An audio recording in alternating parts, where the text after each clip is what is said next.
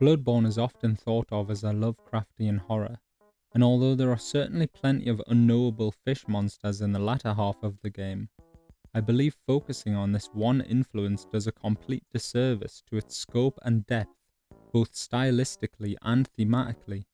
It is a modern gothic horror masterpiece sewn together from pieces of the very best of the genre, to become a creature impossibly greater than the sum of those excellent parts, whilst still having its own unique identity. I would absolutely say Lovecraft is a major influence on the game, but that's been said so much already that you'd think it was an adaptation of Call of Cthulhu, and in my mind, Bloodborne has just as much, if not more, in common with the likes of Dracula, Dr. Jekyll and Mr. Hyde, and Frankenstein. Written in 1818 by Mary Shelley, Frankenstein is the story of the life of Victor Frankenstein. It's pronounced Frankenstein. Told in an epistolary format, that is to say, a series of letters, from an Arctic explorer, Captain Walton, to his sister back in England about his journey, during which he discovers and rescues an almost frozen Frankenstein near the North Pole, who then proceeds to tell him the tale of misfortune that led him to that harsh and desolate place. After describing his youth in his hometown of Geneva, Frankenstein goes on to explain how he became interested in the study of natural philosophy, the 18th century term for what we would now call physics, although back then it was a much broader subject which included chemistry and biology. He becomes particularly interested in outdated pseudo-scientific books akin to alchemy, which, after his father dismisses them, he studies in secret, and the seed of ambition is planted firmly within him. When confronted with the ideas of the Philosopher's Stone and the Elixir of Life, he prefers the latter, exclaiming, "Wealth was an inferior object, but what glory would attend the discovery if I could banish disease from the human frame, and render man invulnerable to any but a violent death?" When he is 17, Victor is sent to Ingolstadt University, where his physics professor rudely disassembles his previous learning. Although Frankenstein has long considered those books outdated himself, modern natural philosophy doesn't fit with his ambitions. He says, "I was required to exchange chimeras of boundless grandeur for realities of little worth." But a few days later, Victor attends a rousing lecture by his chemistry professor, which inspires him to devote himself to the subject. For 2 years, his mastery of natural philosophy deepens to match or even surpass his professor's, and as he spends long nights in his laboratory, so does his ambition. He becomes obsessed with discovering the underlying principle of life, and spends his time in graveyards and charnel houses studying the decay of the human body and how it gives rise to life in the worm. Check, please! Until one day, he figures it out. Not content with just the knowledge of the essence of life, he sets himself to experimentation, and a short time later becomes himself capable of bestowing animation to lifeless matter. After turning it over in his mind, Victor commits himself to carry out the most extreme experiment possible, and decides to create and animate a human being. He quickly becomes enamored with the idea and convinces himself he is doing a great favor to the world. He says, "Life and death appeared to me ideal bounds which I should first break through and pour a torrent of light into our dark world. A new species would bless me as its creator and source. Many happy and excellent natures would owe their being to me. No father could claim the gratitude of his child so completely as I should deserve theirs," adding, "If I could bestow animation upon lifeless matter, I might in the process of time renew life where death had apparently devoted the body to corruption." In the world of Bloodborne, there is no character more analogous to Frankenstein than Lawrence, student of Bergenworth, a place of reflection, where scholars learned of history and archaeology. As the protege of Master Willem, head of the university, Lawrence was an important figure at Bergenworth, and together they discovered the remains of an ancient and forgotten civilization in tombs nearby. Digging deeper, they would uncover traces of a strange and unknown species, a new type of hyper-evolved creature that seemed to defy understanding and exist on a plane beyond our own. a group of trans-dimensional beings they would call the Great Ones. The Great Ones fascinated Willem and Lawrence, and were considered by them to be the next step on their evolutionary ladder. They desperately sought ways to lift humanity into its next childhood, and conducted horrifying rituals and experiments to further their research. Eventually, deep within the tomb, they would find a medium for a new and powerful substance: blood. The blood they discovered, which they would call the Old Blood, had the ability to miraculously cure any disease. Its power terrified Willem, and he banned its use and study in Bergenworth, forcing all students to memorize his adage, "We are born of the blood, made men by the blood, undone by the blood. Our eyes are yet to open. Fear the old blood." Though he never forgot the adage, Lawrence couldn't have disagreed with Willem more completely. Where Willem sought only knowledge to elevate his thoughts to the level of the Great Ones, Lawrence believed that the power of the Old Blood would be instrumental in understanding the Great Ones and allowing humanity to reach its next stage of evolution. He gathered a group of loyal followers from Bergenworth and left to start a new organization, the Healing Church, a religion based around communion with the gods through imbibing the miracle blood in the nearby town of Yarnum. Both Willem and Lawrence sanctioned and committed unspeakable acts of horror to fulfill their ambitions, but unchecked by the older, wiser Willem, Lawrence's ambition turned him from man to beast. After poisoning the residents of Yarnum, he convinced the people they had an illness known as ashen blood and offered his miracle blood as the cure. He pretended his religion was saving them, but in reality the entire organization was a front to test the full effects of the Old Blood and expand his resources to further the gruesome research he had started at Bergenworth. The blood was addictive and powerful, and soon the Healing Church had built Yarnum into a grand city, with Lawrence at its head. When the Old Blood started turning the people of Yarnum into beasts, Lawrence had victims killed silently under cover of night, often before signs of sickness manifested themselves. As Victor Frankenstein becomes more obsessed with his work, and his acts become more obscene, his body begins to fail him. He hardly eats, and becomes pale, thin, and sickly. He experiments on the bodies of freshly buried corpses and living animals alike to gain knowledge for the construction of his monster. He describes his solitary apartment at the top of the house as a cell, and as much as he loathes the work he is doing, his eagerness perpetually increases, for he says it had taken an irresistible hold of my imagination. Eventually, after almost 2 years of ceaseless toil, his creature is complete and his ambitions are fulfilled. It is not the outcome he imagined. He finds the creature utterly grotesque. How can I describe my emotions at this catastrophe, or how delineate the wretch whom with such infinite pains and care I had endeavoured to form? For this I had deprived myself of rest and health. I had desired it with an ardour that far exceeded moderation, but now that I had finished, the beauty of the dream vanished, and breathless horror and disgust filled my heart. I felt the bitterness of disappointment. Dreams that had been my food and pleasant rest for so long a space would now become a hell to me, and the change was so rapid, the overthrow so complete. Where Victor's realization of his foolish ambition is at the exact moment his task is completed, Lawrence was permitted to fall ever further into himself. His religion brought him both power and resources, but it came with problems. None of his experiments gave him the huge breakthroughs he was hoping for, and he became ever more desperate in his attempts to ascend beyond humanity. When we finally see the church's research hall, it is sickening. Lawrence had turned from a researcher into a tyrant, and cover-ups and state-mandated assassinations were commonplace in an effort to keep his misdeeds from public eyes.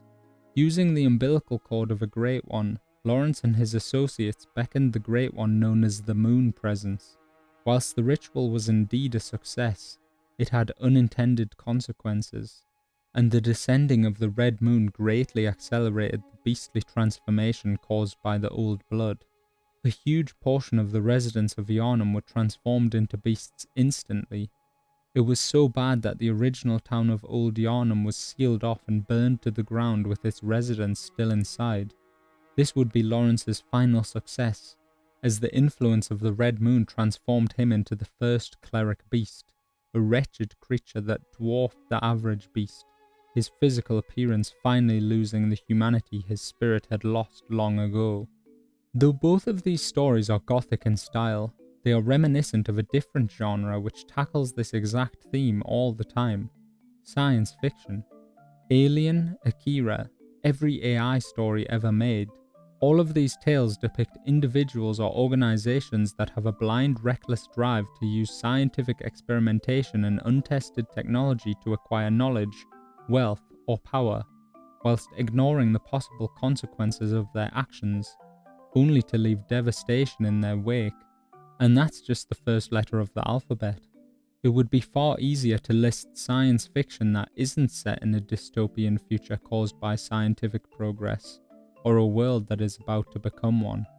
When viewed under this light, the whole genre seems kind of insane. Here we are, collectively living in a wondrous world of the future relative to just a handful of decades ago. We can communicate with people across the world in an instant. We can prevent and cure illnesses that were a death sentence. And we have penetrated into the recesses of nature and showed how she works in her hiding places. And that's supposed to be a bad thing. In our current society, to question scientific ambition seems to rightly brand one a backwards thinking fool or a hypocrite.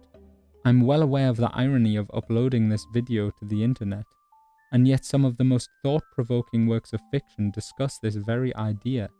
Thomas Midgley's contribution to scientific progress is so unfortunate that he could almost be described as cursed. That is to say, it would be comedic if it wasn't so sad. Born in 1889, he began working for General Motors in 1916, and 5 years later in 1921 he made the discovery of a lifetime. He learned that adding the compound known as tetraethyl lead, or TEL, to car petrol would not only increase the power of the car, but also boost its fuel efficiency. The best part, it was cheaper and more effective than ethanol-blended fuels on which manufacturers could make very little profit. Unfortunately, although the companies selling TEL marketed it as ethyl fluid, the lead in tetraethyl lead isn't just for fun, and it was also highly toxic. Despite publicly marketing TEL as safe, Midgley himself experienced lead poisoning, and there were multiple hospitalizations and deaths at its production plants. This wasn't enough to stop its almost ubiquitous use though, and even though the dangers and effects were apparent, it was defended and used by the automotive industry for over 50 years before the government required its phase out. Children were the most affected by its use, and it was so widespread that it has been speculated that the entire populations of countries like the US suffered from collective mild brain damage due to lead poisoning, something which has a direct positive correlation to violence and criminality. During its phase-out in 1976, the mean blood lead level in the USA was more than 4 times the current blood lead level of concern. In the late 20s, Midgley would work in the fridge division of General Motors and synthesized a brilliant compound known as a chlorofluorocarbon, or CFC, which was an effective alternative to the toxic, flammable, and explosive refrigerants that were in use previously. CFCs were widely adopted for use in refrigerators and aerosols, and also had to be banned completely in the 1980s for their significant damage to the Earth's ozone layer. The ozone layer absorbs most of the sun's UV radiation, and in less than 60 years, CFCs, which break ozone down into oxygen, had decreased the levels of ozone around the Earth's poles to almost non-existence. UV radiation is a leading cause of skin cancer and cataracts, and if CFCs hadn't been banned and these holes in the ozone layer had been allowed to expand, the damage to human life would have been catastrophic. CFCs are also what is known as a super greenhouse gas. I can't give judgment on Thomas Midgley's morality in his work, but even though I'd like to believe he thought he was improving the world, I don't think it's an understatement to say the long-term effects of his contributions to science puts most cartoon supervillains to shame. Scientific progress is not innately good or bad, but it is a human endeavour, and is therefore subject to the limitations of the human mind. It can be done callously, in the name of profit or personal fame, or worse still, it can be done with progress and the benefit of humanity firmly in the mind of the practitioner, but be doomed to catastrophe due to ignorance or naivete of the possible outcomes. The road to hell is paved with good intentions. In the world we live in, ambition is applauded, and we are all encouraged to provide the next breakthrough in one field or another, and help push our society forward. But I would ask, forward towards what? Although to completely oppose any type of human innovation would be a ridiculous standpoint, what are we really trying to achieve with all our busy work? Are we really any happier or more fulfilled as human beings in our technological future than we were a few centuries ago? Will we suddenly be happier and more fulfilled in 10 years? Or 100? What is the benefit of a life prolonged for a species that gets no joy from life? What is the benefit of progress or ambition in a world reduced to cinders? What has been the impact to our collective mental health of aggressively for-profit, unregulated social media sites, coupled with smartphones that may as well be sewn into our skin? What will be the impact of military technology that could turn the Earth's surface into a hellish wasteland, or of everyday conveniences that are so essential to our economies that we cannot stop using them no matter how much damage they cause? Though our lives may be made easier and more comfortable, there is no real thing to be gained by all our collective ambition for the future. And although I don't oppose scientific research, I fear that our lack of caution will be our undoing, as more and more new paradigm-shifting technologies are introduced without any kind of analysis or concern as to the long-term effects of their implementation. Yeah, but your scientists were so preoccupied with whether or not they could, they didn't stop to think if they should. Though Lawrence was allowed to run rampant, his fate was sealed before he had a chance to repent. He continues to exist in his own personal hell within the Hunter's Nightmare, where we finally find the man at the centre of everything we see in Yarnum. We see the founder of the great healing church, the most powerful man in the city, sprawled out like the Pieta in his own cathedral. He is transformed into a horrifying cleric beast, and is burning before our very eyes, the flames never going out. He has lost his mind and his humanity, and is doomed to the same fate as the countless citizens he experimented on in pursuit of his blind, foolish ambition. Victor Frankenstein is perhaps the more tragic figure, for he has the mental capacity to understand the horrible misfortune his vain experimentation has brought himself and those he loves. He warns Captain Walton, and by extension the reader and the world, "I see by your eagerness, and the wonder and hope which your eyes express, my friend, that you expect to be informed of the secret with which I am acquainted. That cannot be.